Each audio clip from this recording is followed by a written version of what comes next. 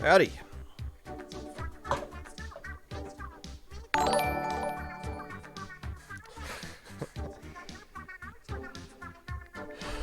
Sponsored by the Bucket List? Alright. We can fix that.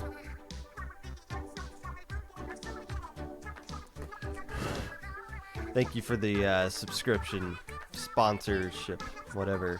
It's Battle Girl Dimples, but we'll get that. You can be the official sponsor of today's episode of the Weekly Recap. How about that? Take those. Hello, everybody. We still got to get this set up.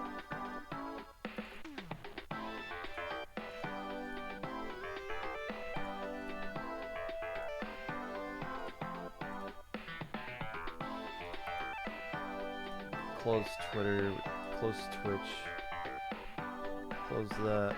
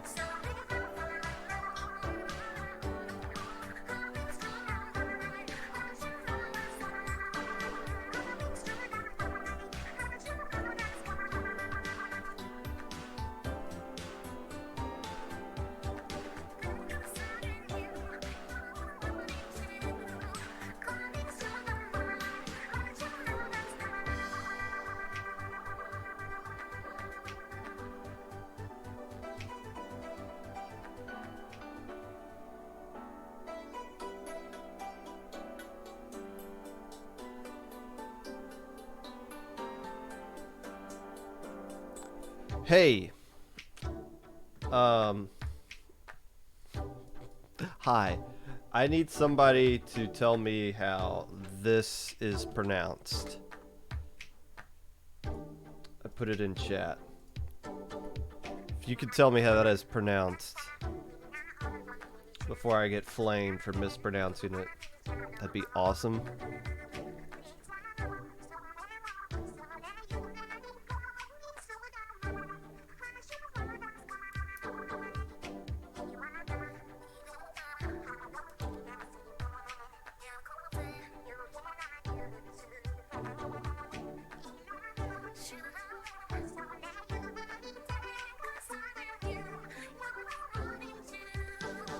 Yeah, thanks.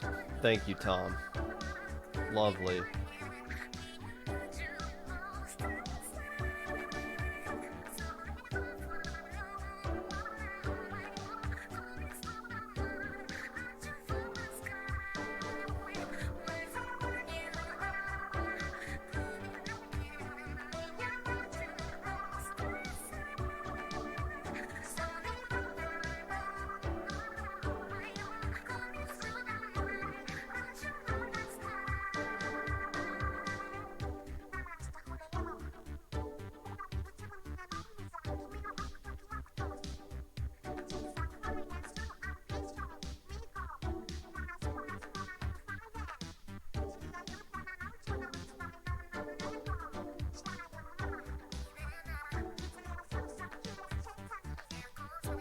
Yeah, see, now you guys are saying things that are, like, gonna get denied from the Autobot.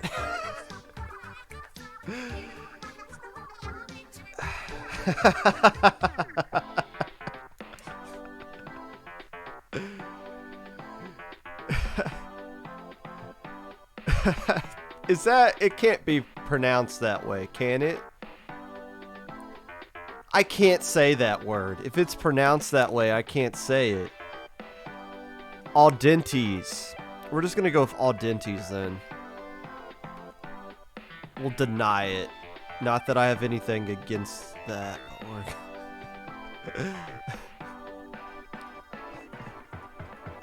Audentes. I'm right. Audentes.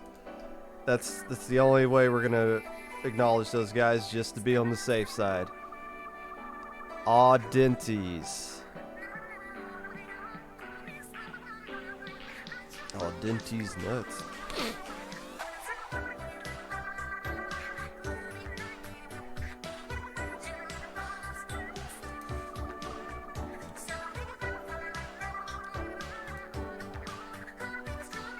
I once commentated a match. It's been 2 years. I can confidently laugh about this now.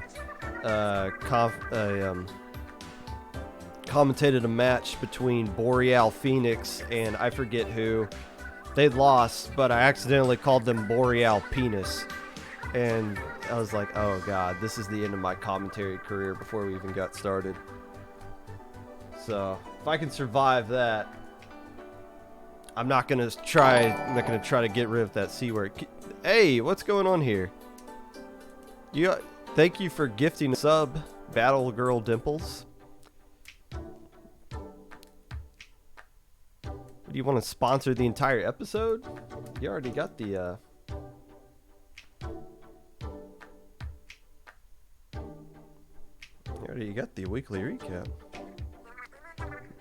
I'm glad whatever it is that I do,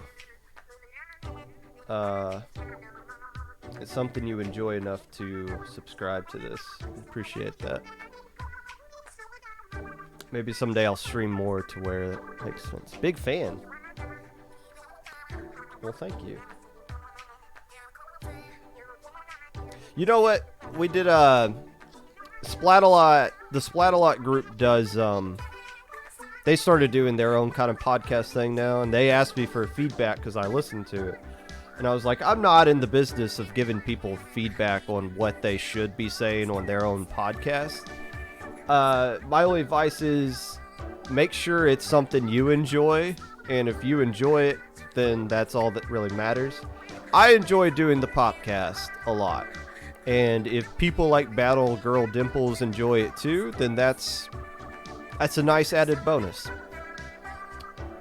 So there we go.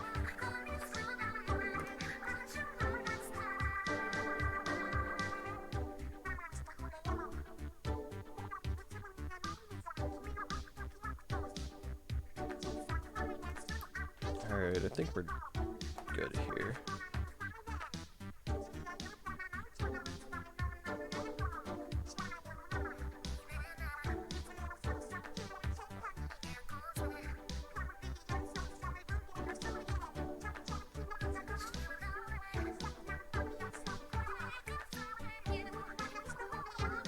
So hello, Carrot. I see you in chat. You can probably just log off now. You heard all of this. You heard this entire episode last night. Save yourself the next hour. Hello, Splatalatte. Boeing.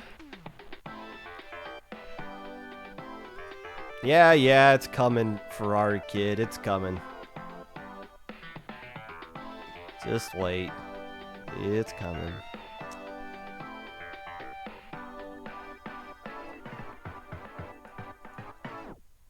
Team practice? It's midnight.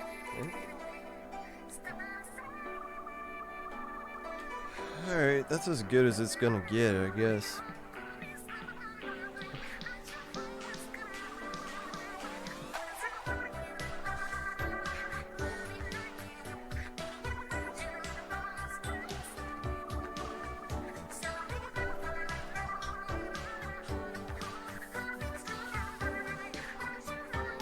Oh, by the way, Splat-a-Lot, I did get your DM, and I'll respond to it after this. I was kind of writing stuff, so I just kind of glazed over it, but I will respond to that. Also, Squeeg, if you're in chat, I know I got a DM, you DM'd me yesterday, and there's also a response I owe you at some point, too. That was a weird little audio transition. Let's get this started before something explodes.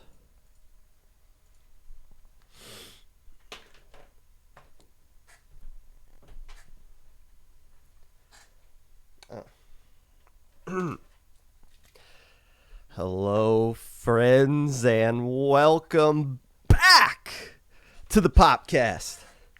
Whenever you're listening to this, whether it be live or a VOD, Twitch or YouTube, or Spotify.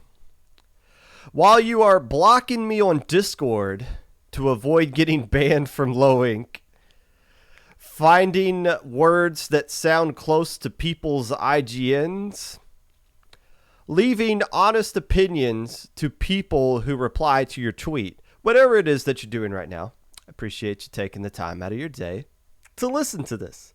Unless I don't.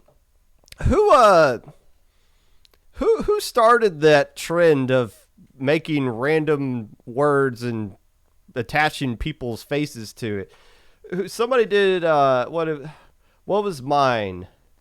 I forget, but it's just this weird thing of like, just random words and attaching people's names to it. Was that Genesis and Bishop behind that last night? That was a weird trend that went through the Splatoon community and still is going on, but whoever's behind that, go to bed.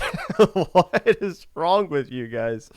And also, some of you leaving the honest opinions to tweet thing. I gotta say, some of you have been leaving some seriously honest opinions and have been saying some of the quiet parts out loud. I think that's kind of interesting, but so be it.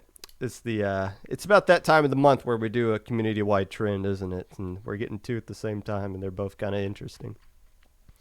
News of tournaments may be of interest to the casual listener of the podcast. Thank you, Carrot. Stockton, that was correct. Someone did Top Gun for me as well, and that one's a little too on the nose. Like, yeah, Top Gun, Pop Gun, wow, that's really clever there. It is Shine Week.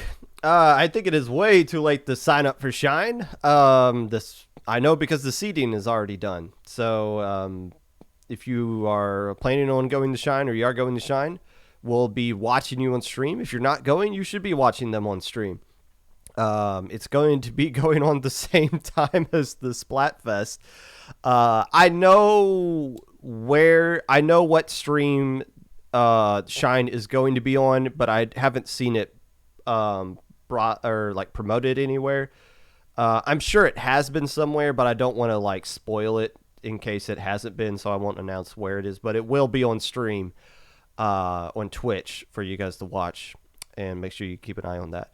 Other than that, there's not really anything out of the ordinary. The week leagues are here, but there's no like major tournaments. I think we're pretty much just called it a day with Shine and then Riptide and, well, the Splatfest thing's going on this weekend. And then there's the Nintendo Invitational Grand Finals. That's going to be the week of Riptide, I believe. Is that on Labor Day? I think it is. But as far as like actual tournaments is concerned, there's just a few weeklies left for Splatoon 2, and then that's it. Today, we are going to be recapping Low Ink, who all popped off, who all fell off, and me, basically. And we'll also be recapping some stuff that happened across the entire week as well, not just in Low Ink, but the other tournaments. And a lot of tournaments that took place on Saturday. We're going to touch them all here on the Popcast. But first, as always, if you have a comment or question you would like me to actually acknowledge in chat, leave it highlighted and I'll go back to it at the end of the segment, read it out loud, and respond to it, unless it's stupid.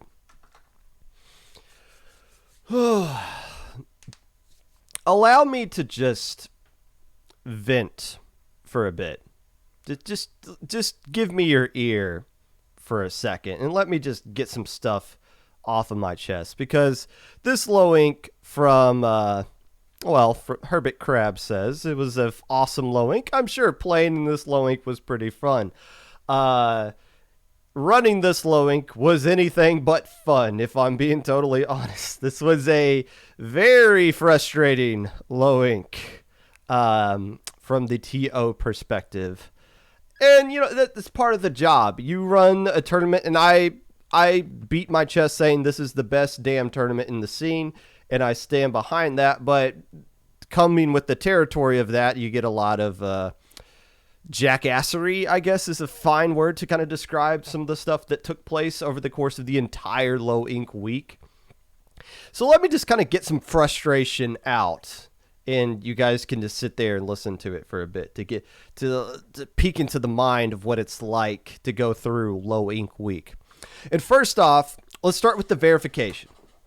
And this is something I touched on Friday during the Low Ink preview episode of the Popcast, giving you guys a little bit of a peek behind the curtain and what the verification process was for this Low Ink and why it was a little bit different compared to verifications that we've done in past Low Inks. And I don't really have anything new to that to add on top of that.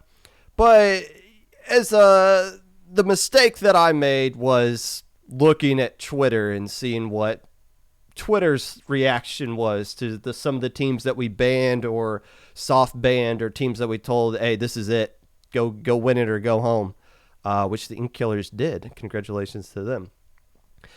And I don't want to... You know, I'm not going to sit here and respond to everybody or this person said this or something like that. But I'm just confused with some of the reaction to the teams that we banned from this. Why there was just like this set group of people that have no connection to Low Ink at all, that don't play in SAC, that don't understand the teams that are in Low Ink, that had an issue with some of the Low Ink teams being banned. It's like, oh, now what are these Low Ink banned teams going to do? They're not ready for mid-level. And then they start classifying, well, this team that got banned, they're not mid-level, but they're like low level. And I'm in like mid to low mid-level. And then like, but that other team that they let into Low Ink, I would put them at like high, mid-low, mid-level. Like, what the hell are you guys talking about with these low, mid, high, low? Like how much further can we segment and segregate this community based off of skill levels that don't actually exist? I have no idea why. And it's just annoyed me that so many people that had no connection to Low Ink at all suddenly had this high input take on who we banned. Like, they sat down and verified all about 100 teams that signed up or about 90, I guess is more fair, from the teams that signed up from where we kicked and all that stuff. It just kind of confused me with the wild takes that were going on with that. A lot of misinformation was spread around, and you don't want to just be like the Twitter police and be like responding to things like that, because then it just gets more attention when you respond to it, and then it just gets kind of blown out of proportion. But this one mindset that people were sharing, and people were saying like, oh, this needs to get fixed, like they need to do something about this, is this mindset that if you get banned from low ink and then a low ink team beats you, that you are now banned from low ink. So just banning more teams just creates more opportunities for low ink teams to get banned. And that apparently was a issue and needed to get fixed.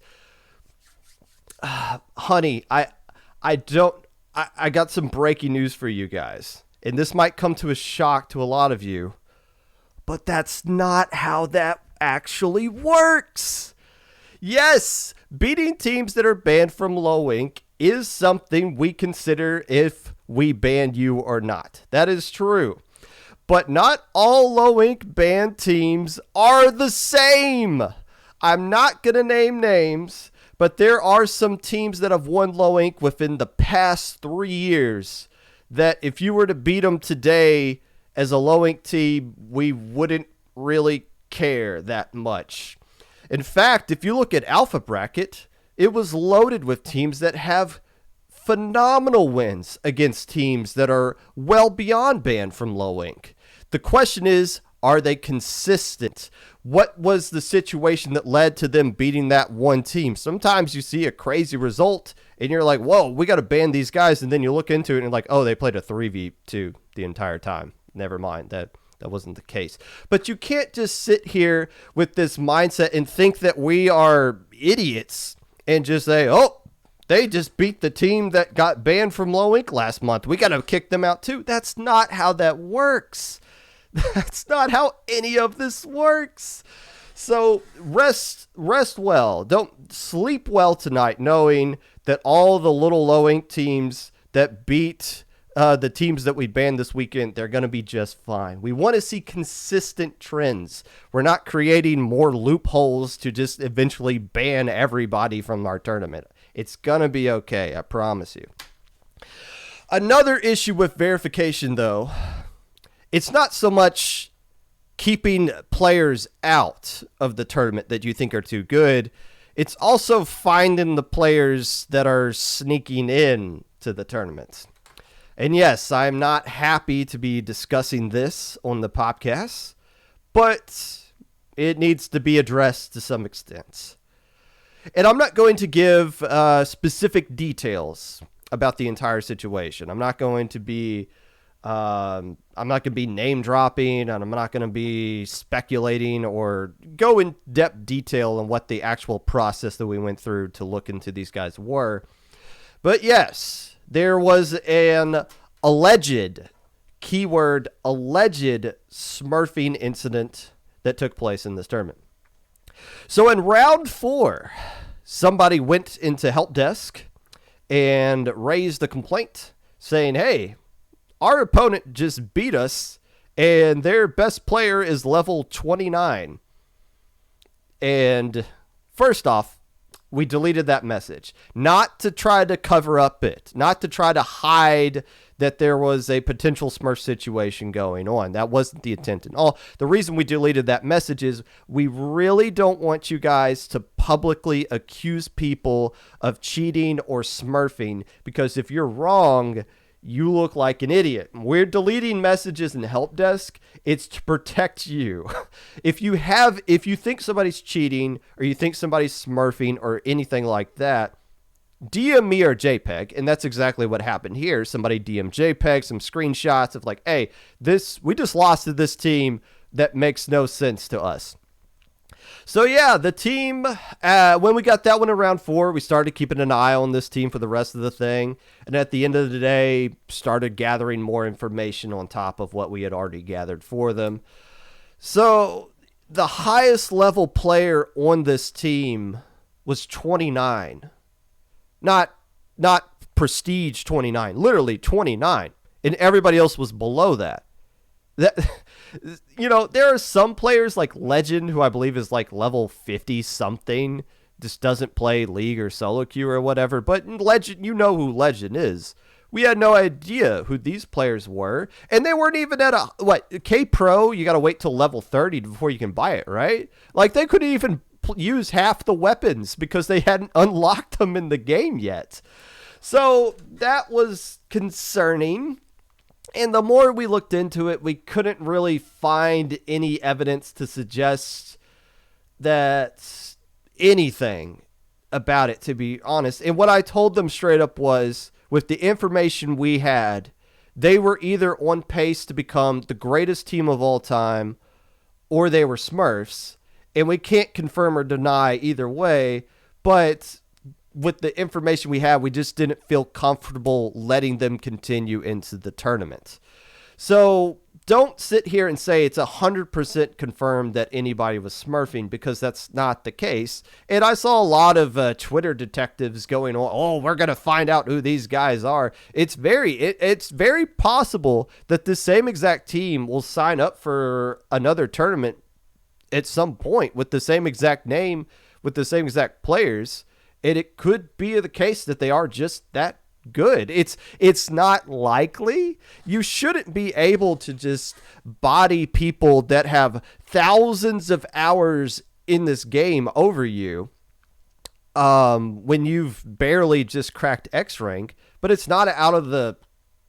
Okay, it is out of the realm of my believability, but which is kind of the concern.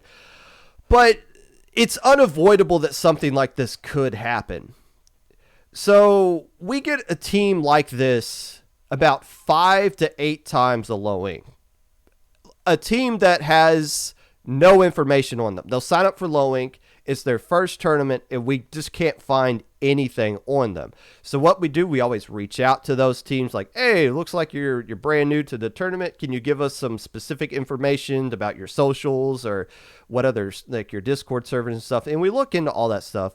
And 99.999% of the time, it is people that are brand new to competitive Splatoon, which is what the point of low ink is. It's just this one instance where this team that we thought was going to do bad went 5-1 and beat the snot out of a lot of really strong players, where it's like, okay, there's something going on here that we got to look a little bit further into. But you can't stop that from happening.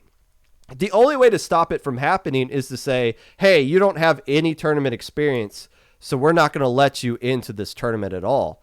And you can't do that because, again, the 99.9 other percent of teams that goes about it the right way, that is playing in their first tournament, you can't just deny them because there was one alleged smurfing situation that took place this one low ink. You kind of just got to let it go through, and then you'll catch it after Saturday. Is anybody going to go through all the way through low ink with 4 players you've never heard of that are level 29? Well, that might happen next month because it's a whole new game. But is that situation going to happen? No, we're going to catch that stuff eventually. But some of these things we catch before they even get started. And you'll just DM somebody like, what are you doing? Like, you're not being slick at all. Come on, bro. But some of these things you just can't catch until it gets all the way through on Saturday. And it sucks. And sometimes it looks like it's a smurf, but it's not. Remember that Kodomo team? I think they finished 4th place in March of this year, I want to say. First time ever playing in a competitive tournament. I believe they were at least prestige and ranked, but they've never played in a tournament before, and they finished all the way in 4th place. That really raises a lot of eyebrows, right? Like, well, who are these guys? When we looked into them, they were competitive Pokemon Unite players. They were legit. They were legit. Like you could verify that they were actual human beings who did have a following. And it just was they were just good in video games in general, and they just switched over to Splatoon and was able to dominate low-ink players, which low-ink players are still really strong. They're like the top 1% of the entire people that buy the video game. So it's not like anybody could just walk in the low-ink and dominate it. But it's not out of the realm of possibility. If you think like a very strong Valorant player, if you just gave them Splatoon and just gave them a month, I bet you they could do decently well in low ink. I 100% think they could. So it's possible, but just given the circumstances and the information we had, we just felt like it was just better to be on the safe side, to be, yeah, we're not going to let this continue. And it sucks that it happened. But again, another reason why I'm willing to think that it's not a smurf is because why would you smurf in the low ink? What do you get from it? Nothing. There's no $40 on the line anymore. It's a 2-day tournament, so you're going to waste your entire weekend. When you finally reveal who you are that you smurfed, you're going to get banned from Splat Safety. You're going to get banned probably for life from all the other orgs. You're going to get kicked out of the Plus servers because the Plus servers are going to disown you. You lose so much if you were to smurf in the low ink and then do really well in it. Like, there's no reason to do it. You guys are saying ego. Yeah, but your ego is going to cost you basically your entire reputation and ability to play anything else in the scene. It's just not worth it. And that's why you don't see smurfing happen in low ink. Do I think like one person will smurf onto a team and try to get away with it? Yeah. And we do catch stuff like that basically every month to some extent. But it's just not going to be happening. Or at least we hope it's not going to happen in the future. But there it is. It happened to some extent. And again, I like that people were kind of clowning on it to some extent, but there's still that thing in the back of my mind that thinks there might still actually be legit players. But who knows? Other than that, the people that were playing in low ink, the usual players, for whatever reason, you guys were on something this weekend. We had some salty Sandras playing in this low ink. A lot of people were just being flat out ugly to each other all weekend long. And no, I'm not going to talk about the jackass that was on that thing Saturday night on Twitter. I'm done giving people, I'm not even going to mention them by name, because I'm done giving people that suck attention. And that's the problem with that Saturday night, is that person got attention and that's what they wanted. And I'm done giving attention to people who don't deserve it, which is why I tried to go through the Popcast and be positive and give attention to you guys, which I will in a moment, who deserve it for what you did in this weekend. But the salty stuff I'm talking about, man, some of you guys have a real issue with just hitting GG and enter on your keyboard. Like, that's all you guys got to do at the end of these sets. GG, enter. It's not that hard, but some of you had a serious issue doing that this month around.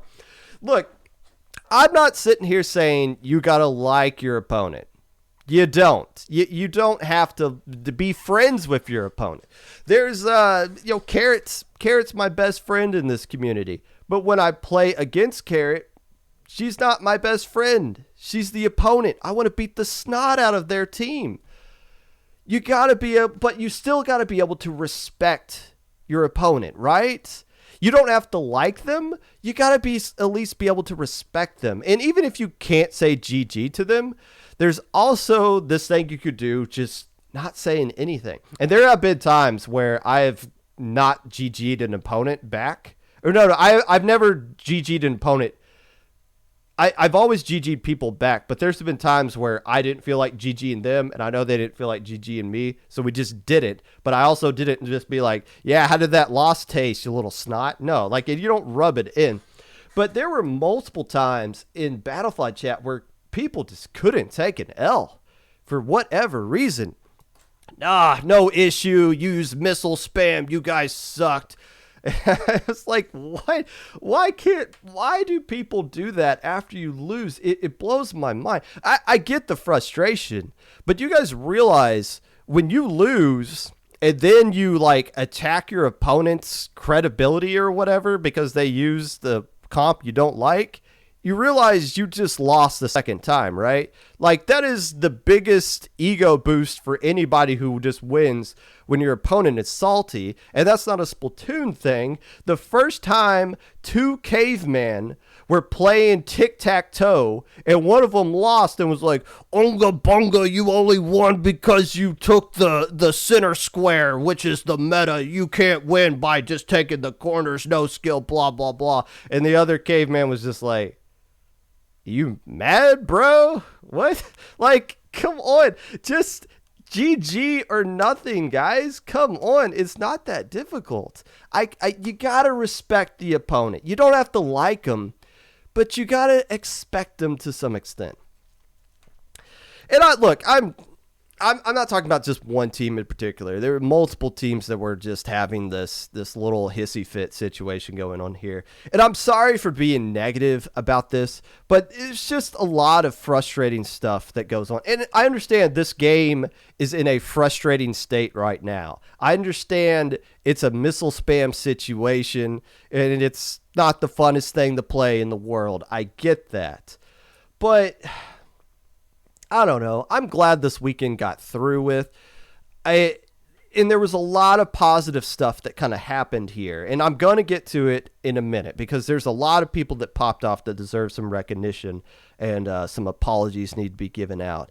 And I hate being the community police officer, right? Like, I don't, bless Splat Safety's heart. I'm not a part of Splat Safety. I couldn't just sit there and do that.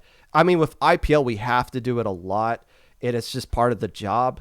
But there was a lot of people I had to yell at in DMs this weekend and just be like, what are you doing? Come on. So there we go. We got through it. And I'm glad that we're not doing anything this week.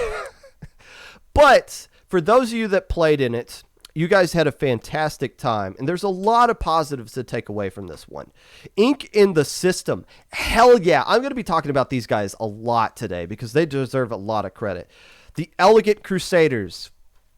I'm sorry. I didn't mention you guys at all during the preview.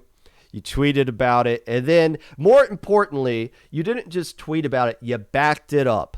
A lot of times, people will start beating their chest and writing checks that they can't cash. The Elegant Crusaders wrote a check, and to their credit, they cashed it out. They'll get talked about a lot today. The Mean Girls, I didn't talk about them all either, but that's mostly because they signed up super late and they had to get subs the morning of. So Mean Girls kind of flirted with the cutoff time there, but they were still going to talk about them. Positive stuff coming from that team. Drifting Tide, I'm so excited for Drifting Tide, playing in their first tournament and doing as good as they were. Another example of a team playing in their first tournament and popping off and not being Smurfs. You love to see it. Didn't cut corners and got the right kind of results. I'm excited that Drifting Tide is now, we got them out of the casual league scene and brought them into the competitive scene. That's a huge dub for all of us. We need more. We need to find ways to do more of that.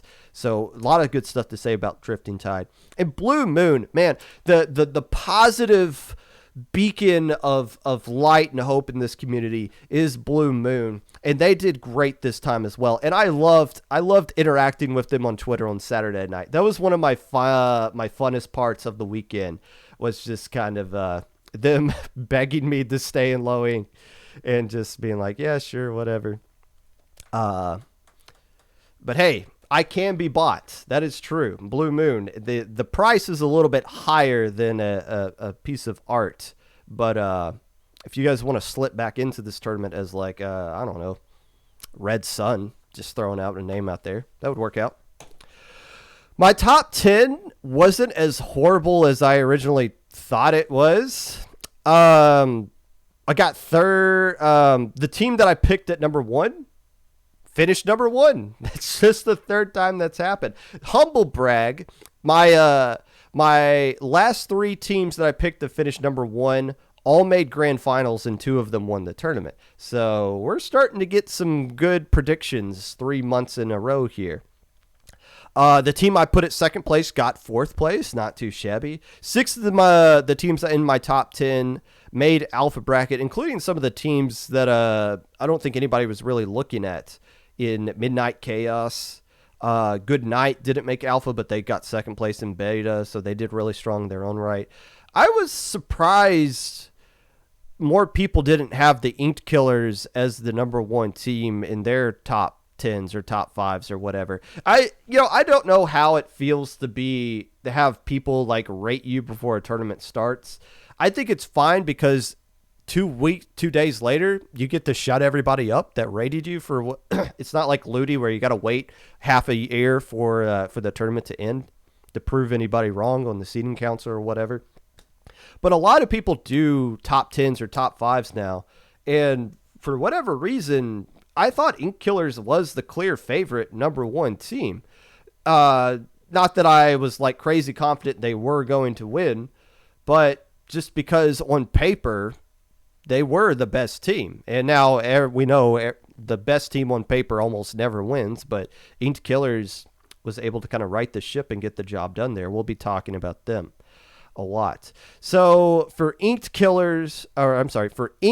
and Squid Killers, we're talking about teams moving on to mid-level or mid-low level or something like that. I guess we got to break that down even further more. I don't know how many more lines we can put in the pyramid. But for Inked and Squid Killers, these teams are going to be fine. These teams are going to pick up right where they left off in this low ink. Even though like Inked has to use their full roster and Squid Killer's going to use their full roster, it's not going to be those two combined. Both teams individually are going to be just fine, especially in the next SAC season. Squid Killers have already been popping off in SAC to some extent. Well, maybe you should have banned them from low ink. Shut up.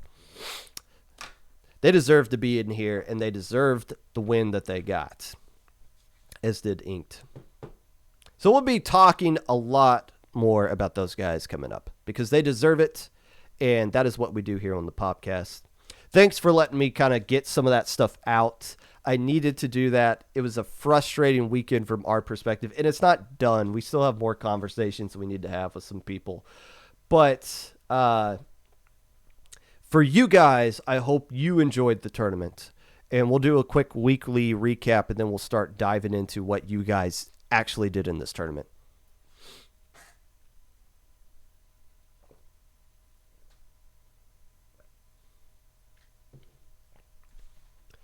So with that being said,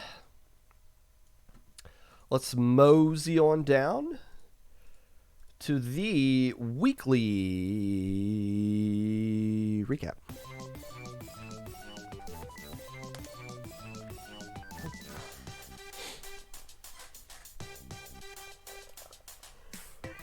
SOS number 79 was won by Far to Win, getting a 4-1 win over Tabby Slime.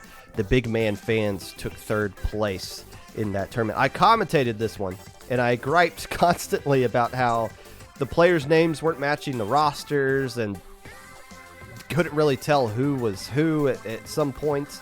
One player was named Tabby Slime on the team Tabby Slime, so it was kind of weird to go through that, but that's kind of what SOS is every now and then. But it's still, I still find it kind of interesting that we've seen these FT Win players, Biscuit and Keo were on Far to Win, along with April and some other player I haven't really heard of that was really strong with Remix.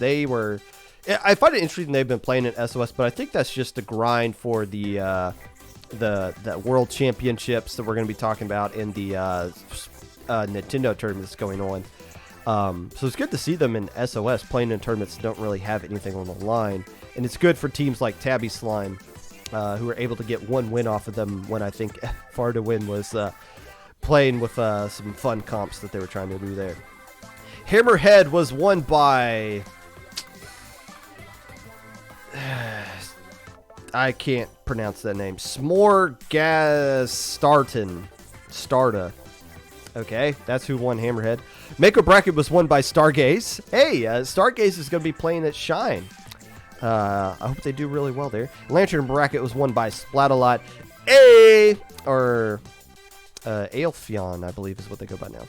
The Girls Duo Cup was on Saturday. Was won by Crim, Hammer, Lily, and Shiny. And their team name was Galuga's the New K-Gal. Not quite convinced of that, but so be it. Second place goes out to, I believe they just took the first letters of each of their name to make this one. The players on this team was April Loss, Miuina, and Nikado. Gosh, I always butcher these things. Third place goes to Supremacy, who is Allie, Goose, Leela, and Pinkie Pie. I don't know how many players played in the Girls Duo Cup. It's tough when you're competing against In the Zone and Low Ink, and I forgot to promote the Girls Duo Cup because I didn't realize it was going on until it was too late. But I'm glad the Girls Duo Cup is something that still consistently happens and that there were players that were playing in it. Just kind of hard to find a good date for Girls Duo Cup to have their own kind of isolated day with all the other stuff that goes on in this community now. In the Zone number 26 took place on Saturday at the same time as Low Ink as well. Won by Pink Venom 4-3 over G Girls for victory.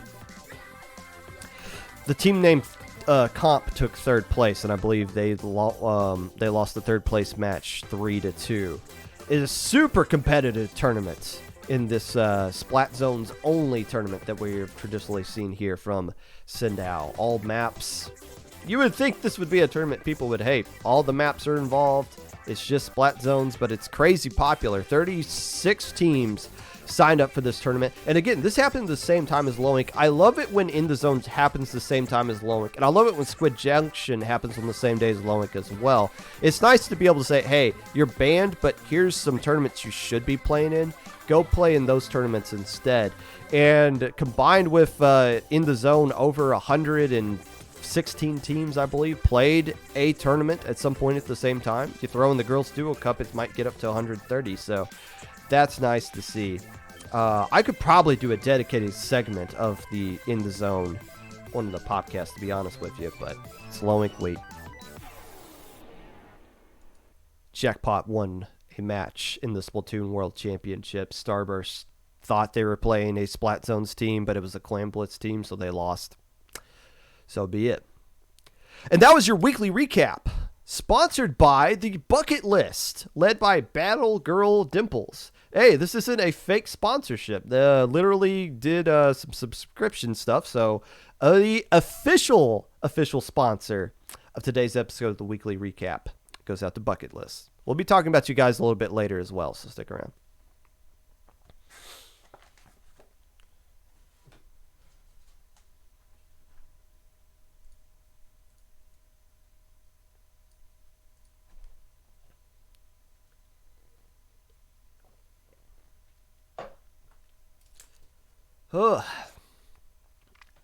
Before we're going to get into our winners from the Swiss stage, and then we're going to look at Gamma, Beta, and Alpha, and then we'll never touch Low Ink again for the rest of Splatoon 2.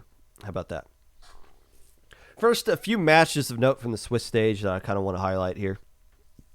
And we're going to start this off with a banger. The best win of the entire weekend. Actually, no, let's save it for last. Let's get over these other ones first.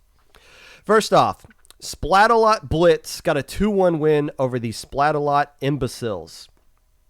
And I like to point out Splat-A-Lot on Splat-A-Lot crime whenever we see it, because we see it a lot in Low Ink. But this kind of goes to show how much market value or market share the Splat-A-Lot group has over low-level Splatoon.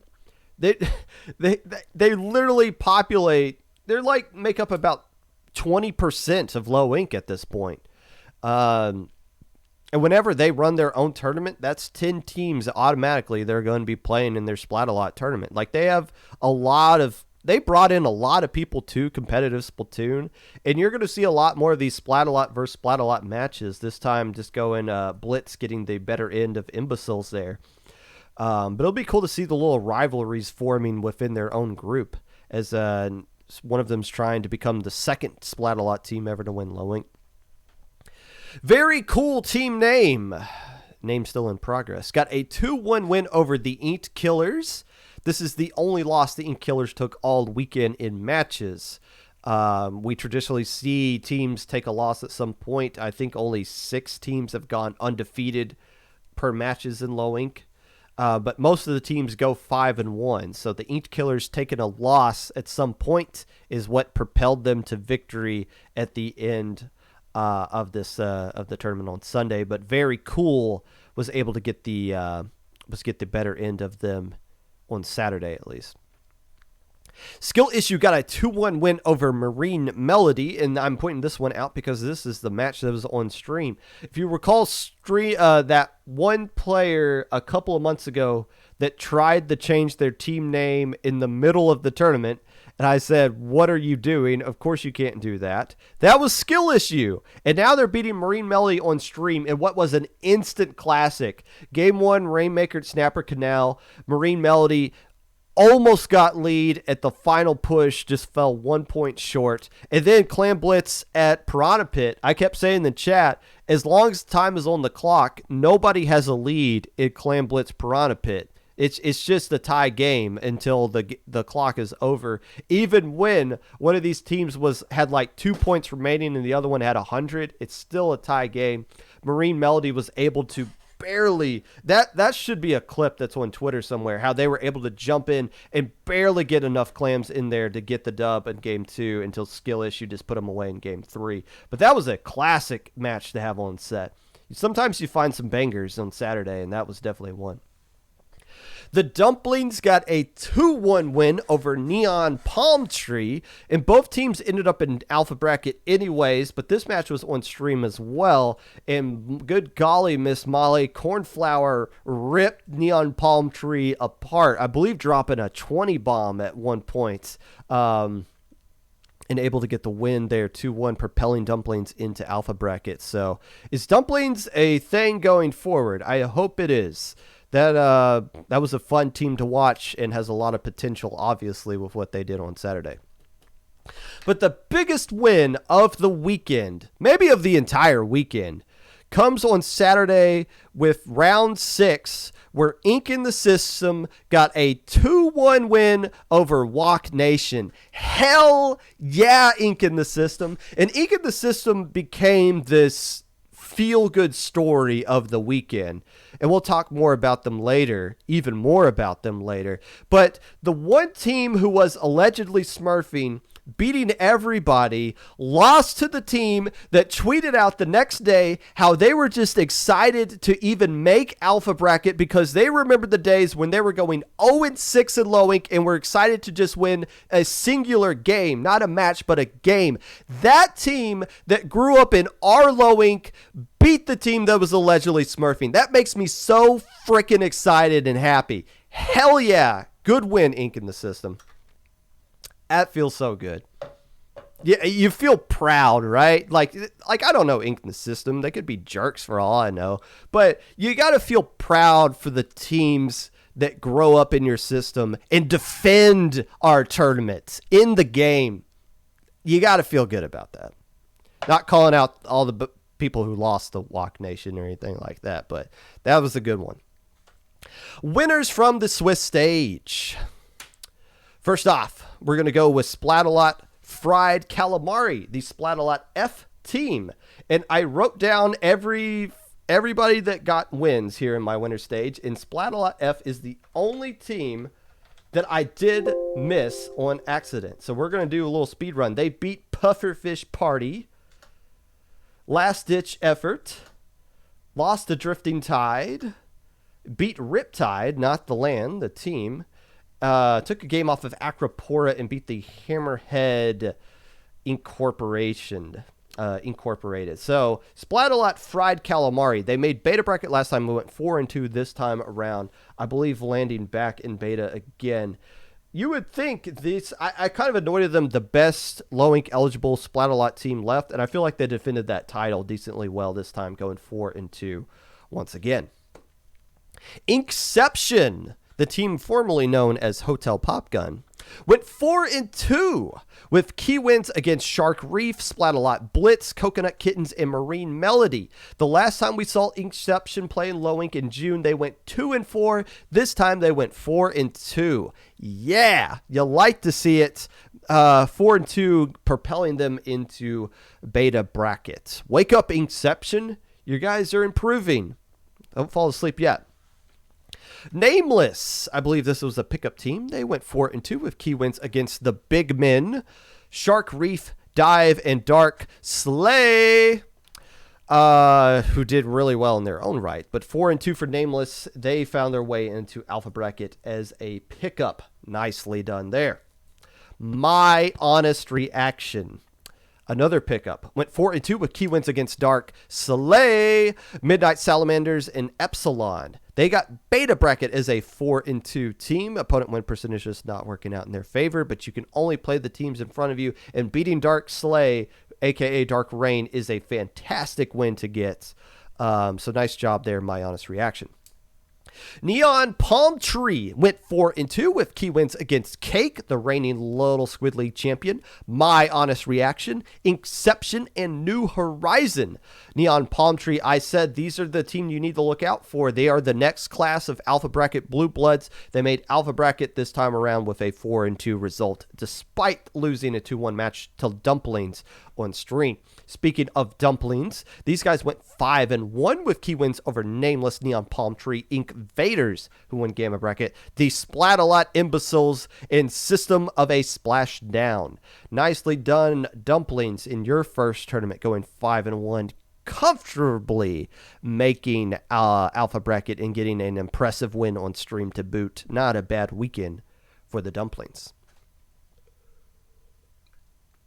Very cool team name still in progress, went 5-1 with key wins against Myopsidus, the Inked Killers, Skill Issue, the Popsicles, and Splat-A-Lot Blitz. Myopsidus and Inked Killers, that was the team that won it and the team that finished tied for 5th. Very cool team name who didn't have the best Sunday. It doesn't matter. They got impressive wins on Saturday. Going 5-1, finishing number 2 in their Swiss group. Inked Killers, despite very cool team beating Inked Killers, the opponent win percentage didn't give them the bump over them, so they finished number 2. Inked Killers finished number 1. But hey, seeding is what it is, and it works out right there. All right, here's the team name that is going to get me in trouble if I read it all the way out. How did I write down how we are going to... Falco, help me out here. What is the name? I wrote it down. I literally just wrote it down. Where did it go? We'll come back to them because I don't want to say this wrong. But they popped off. Let's go Al Dente. Al Dente. That sounds about right. And they also, we'll call him Vincent. How about that? Al Dente Vincent. They went 4-2. And the reason I'm giving them a shout out, they deserve a shout out. They had the highest opponent win percentage at 4-2 with 72.2%. Highest opponent win percentage the entire tournament. 72 is a pretty tough schedule. They got their key wins against OK Pop Gun, Good Night, very cool team name, the Popsicles, and found their way into Alpha Bracket comfortably. When you have that tough of a schedule and you go 4-2, very much into Alpha Bracket there. Yes, the people in chat, you are correct. That is correct. We'll go with that. Pinot Noir Walls went 3-3 with key wins against Splat-A-Lot Bliss, System of a Splashdown, and Bucket List. They found a way to knock off the Bucket List team. Pinot Noir Walls, just want to give them a shout out because I like them. I like giving people shout outs who I like here on the Popcast, and the former CIA agents deserve it for what they did. I want to say KO Calamari, but I've seen people on Twitter correct other people and say it's Keo Calamari. They went 4-2 in this tournament with a key win against Pinot Noir Walls, the Imbeciles, Midnight Salamanders, finding their way into beta bracket. I want to say this is their first low ink, but I wouldn't be surprised if they played in June and I just missed it. Midnight Chaos went 5-1 with key wins against the Al Dente team. Shark Reef, New Horizon, and Dive. They went 5-1 and made Alpha Bracket. I put them in my top 10 as a sleeper team, and they did not disappoint making Alpha Bracket. And I got something to apologize here for. This team used to be Midnight Sun, and I made the bold claim that a Midnight Sun actually does not exist. And they reached out to me and let me know that a Midnight Sun is an actual thing. And it makes sense when you think about it. There are portions of the planet that have no sunlight for some of the portions of the year and have nothing but sunlight for a good portion of the year. So yes, a Midnight Sun can technically exist. So I'm sorry, but Midnight Chaos is a lot better than the Midnight Sun nonetheless. So nice little rebrand there. See ya! Went 4-2. I anointed these guys as the future of Low Inc. They're going to win it at some point this year, and they did not disappoint this tournament either. Going 4-2 with key wins over the Mean Girls, Drifting Ties, and Riptide.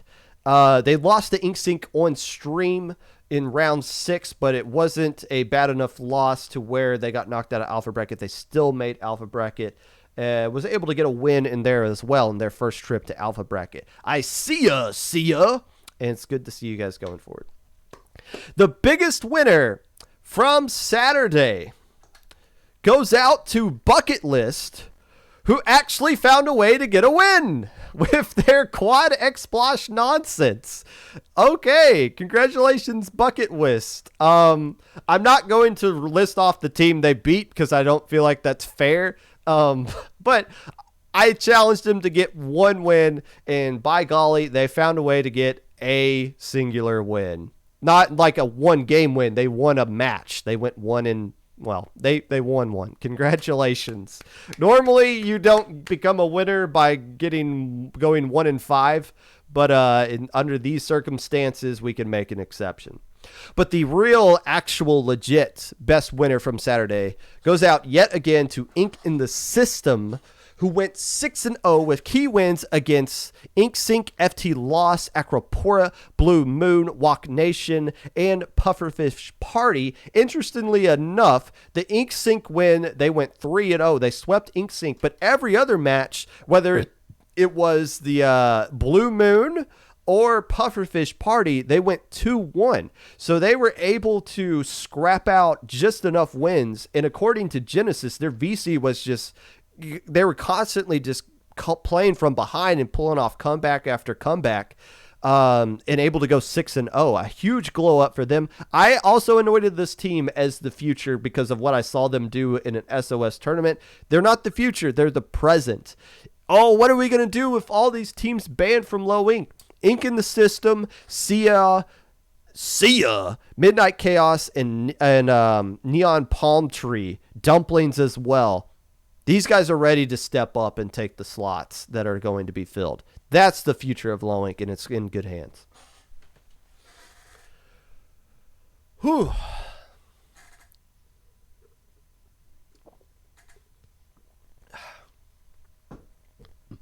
Let's take a look at Gamma Bracket.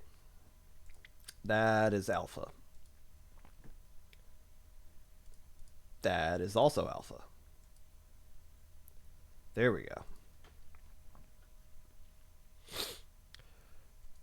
So let's take a look at the brackets from Saturday. Starting with Gamma.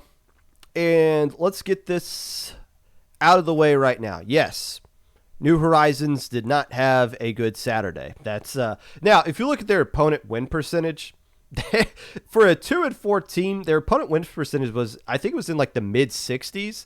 That is a crazy score, opponent win percentage for a team that went 2-4. They added a tough schedule. I mean, admittedly, it's teams, not that they should be beating, but they're winnable games for sure. But it just didn't bounce their way. When they went to grand finals here, I think they, not to make excuses for them, but I think they had some like people that had the dip and had to switch up their roster a little bit.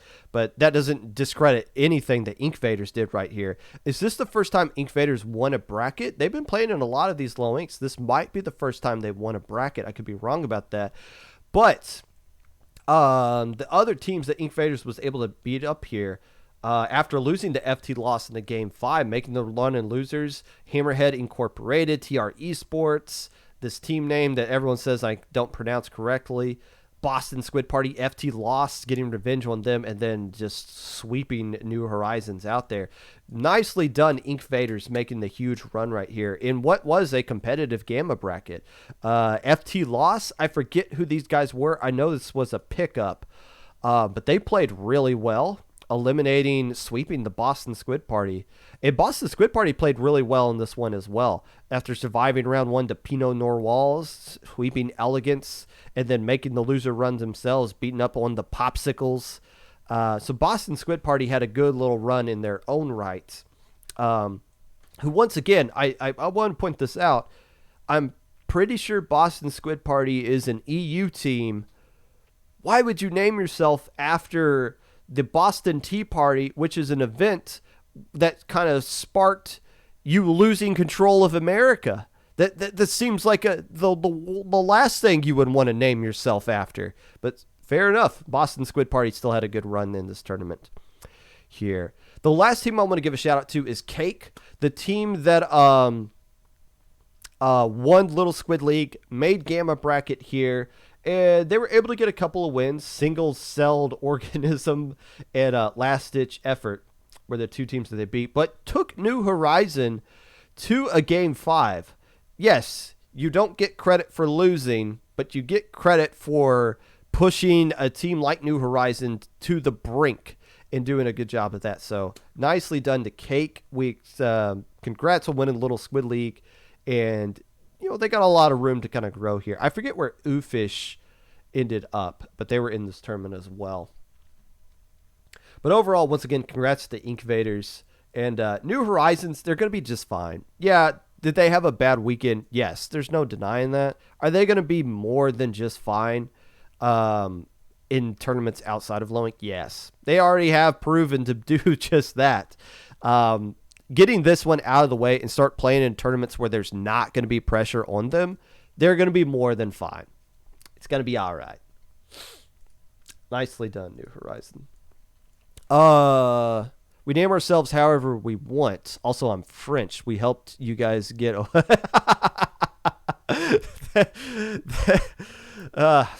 merci. Thank you. Although... I wouldn't mind having Britain's healthcare system now. It doesn't seem that bad. Beta brackets. As we're taking a look here. Beta bracket, as per usual, always filled with teams that are like, man, they could have won Alpha bracket if they found a way to make it. Technically, Blue Moon didn't even qualify for Alpha bracket. They just got in because the Smurfing thing was in their group, so they got bumped up with that, and they made it all the way to 4th place. Good night, Aquatic Vanguard, more than capable of doing some serious damage on Alpha bracket. Aquatic Vanguard's finished 4th place in a tournament once. But some other teams I want to point out here. Intimidation Factor. I put them in that group of the other teams, the Sias, the Ink and the Systems, the Neon Palm Trees, the next teams to step up. And they had a great beta bracket run themselves. Beating Up the Ante, that's a quality win. Aquatic Vanguard. I mean, this is an Alpha bracket run that they played through here. Up the Ante, Aquatic Vanguard, and Good Night were all top 10 caliber teams for sure. Intimidation Factor, after losing, took Aquatic Vanguard to Game 3 in a bracket reset. But Intimidation Factor is going to be one of those next batter up kind of teams in Alpha bracket as well. Looks like this. To me, this looks like a turning the corner kind of Sunday for them, even though they couldn't quite find their way back in the grand finals.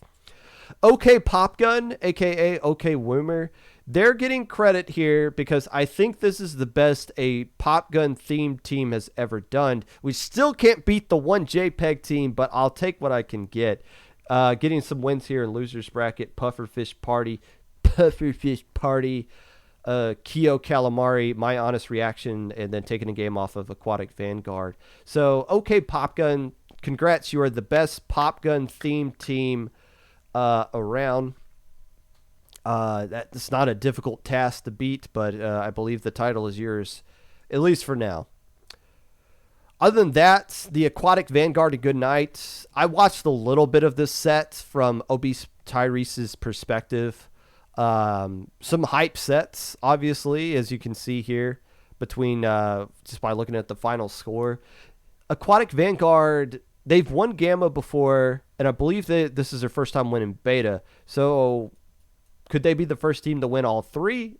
I don't know. It's difficult to do. Yume Stars almost pulled off that feat, but it's hard to win Alpha Bracket for sure. But Aquatic Vanguard, I kind of just keep talking about them being wildly inconsistent.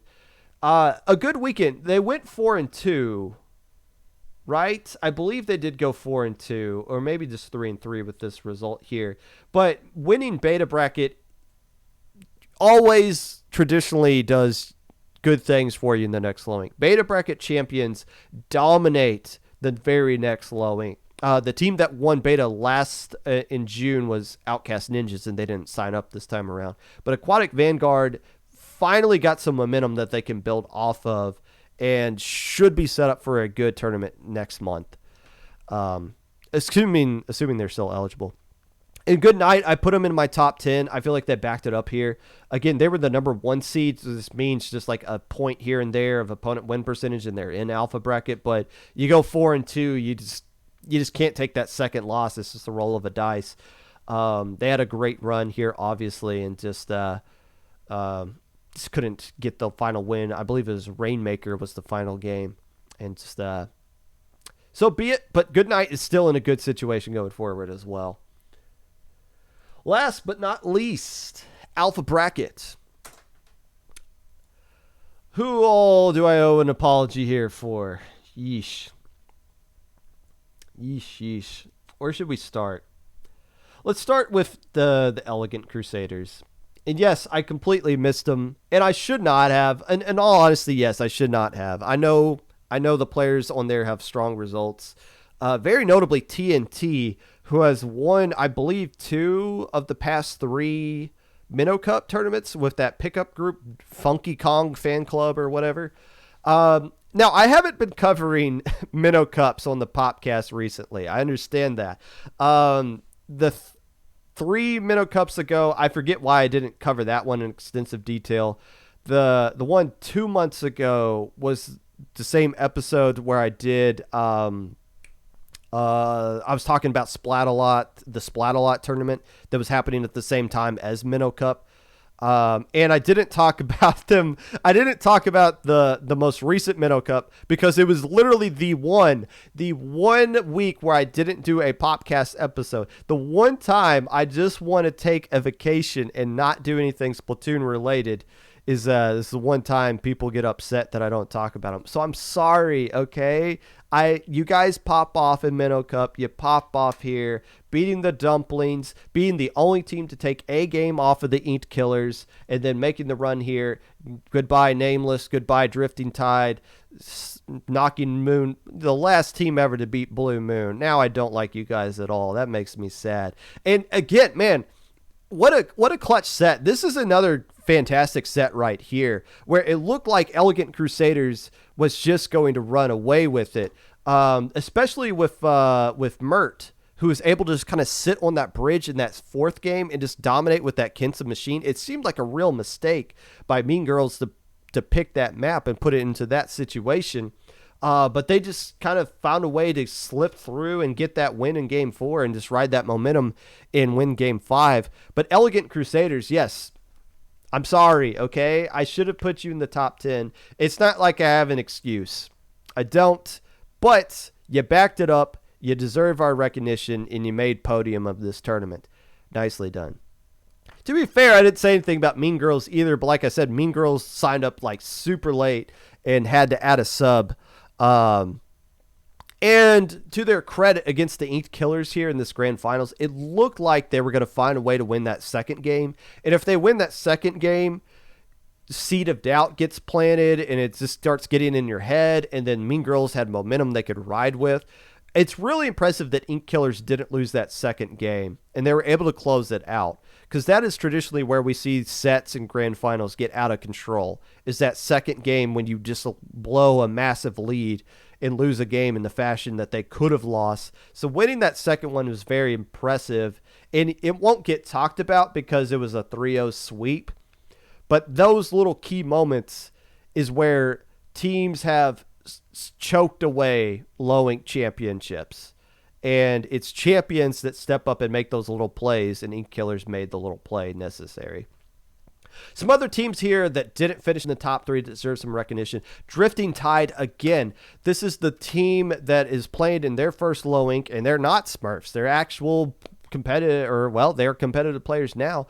Look what they did. They made Alpha Bracket in their first low ink, which I wasn't expecting, but didn't just make Alpha Bracket. They went on a run as well. They beat Midnight Chaos 2-0.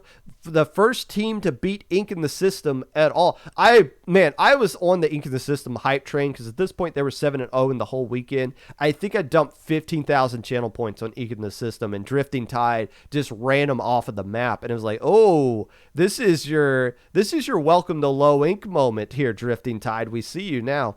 Took a game off of Mean Girls, and then Elegant Crusaders was able to ride the momentum they needed to beat them up into the tournament here. Beat them off of losers bracket.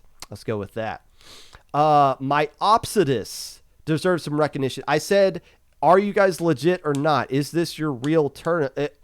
Did you show us who you really were in June with what happened right here? They showed us who they are. This is who my Opsidus is. They're consistent finally, and this is who they're going to be going forward. Finishing in 5th place, tied again for the second time in a row.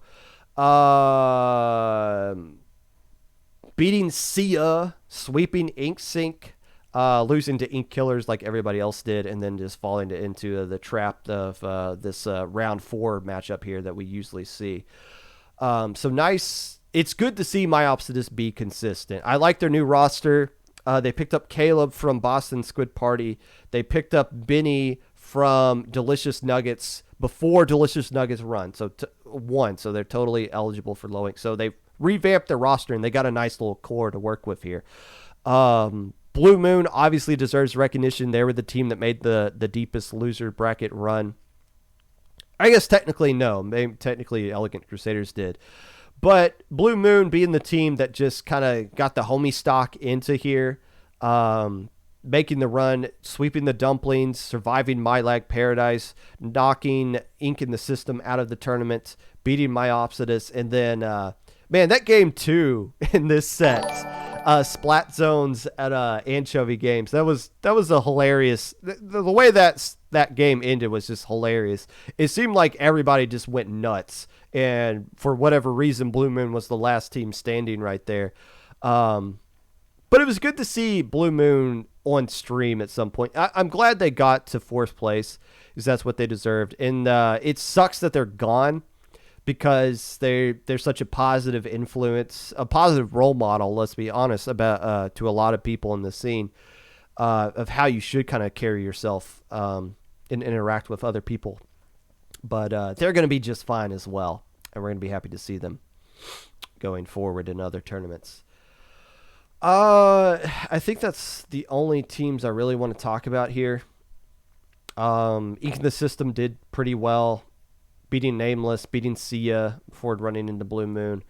But the Inked Killers, like I said, Inked and Squid Killers, they're both going to be fine going forward. I'm glad for these players. They've been playing in a lot of these tournaments. Both teams combined into this one. They finished 2nd place as Inked Killers back in May, I want to say. So this is just another reason why we do low ink. You want teams that grow up in your tournament and grow over the course of time and finally reach the pinnacle, which is what Ink Killers was able to do here. And I mean, you beat Blue Moon, you beat my Opsidus, you beat Mean Girls twice, and Elegant Crusaders as well. Like, they didn't play cupcakes at all. They played the toughest teams in this tournament, and beat all of them soundly. Impressive. Nicely done. And that's it. The next time we talk about low ink on the Popcast, it's going to be a game that we haven't even played yet. That's exciting. It's scary. I hope the game's good. If not, we're going to cancel the Popcast and I'm going to join Valorant and see how that works. Oh. So that's it. Next week we're gonna be talking about Shine, and I'm gonna try to get a special guest on for Shine. I'm gonna reach out to this person at some point. And there was something else going on this weekend. Oh, the Splatfest thing. We'll talk about Splatfest as well. Halo, yeah, I would be all for switching low ink into a competitive Halo. Low ammo. Let's go with that. Carrot, can you tell me who I should be rating after this?